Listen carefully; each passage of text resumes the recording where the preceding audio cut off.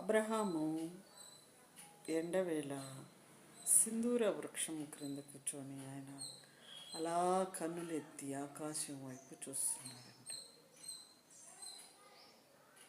ఎప్పుడైనా మనం ఆకాశం వైపు చూసారా? మీరు చూసారా? నేను చూస్తూ ఉంటాను. ఎందుకంటే అది దేవుని హస్తముతో చేసిన పని, ఆయన హస్తముతో సృష్టించిన సృష్టి.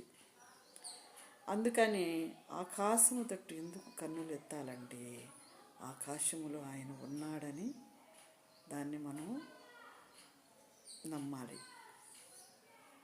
అబ్రహాము ఒకే ఒక బాధ, వేదన ఆయనకి. కావాల్సినంత సంపద ఉంది, కావాల్సినంత పనివారు ఉన్నారు, కావాల్సినంత గొడ్లు, ఒంటెలు, మరి పొట్టేళ్ళు, గొర్రెలు, అన్నీ సమస్తం ఇచ్చాడు దేవుడు. కానీ ఏమి ఇవ్వలేదు.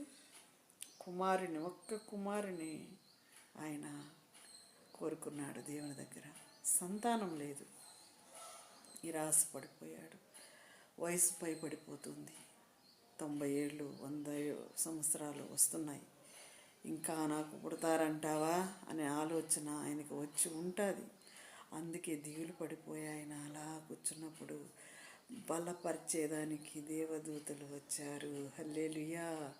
మనము కూడా ఈరోజు ఏ విషయంలో కుంగిపోయి ఉన్నామో, ఏ విషయంలో దిగులు చెందున్నామో, ఏ విషయంలో మనం నిరాశ చెందున్నామో ప్రభు ఈరోజు మీతో ఆయన మాట్లాడటానికి ఆకాశం నుండి దిగిరాబోతున్నాడు.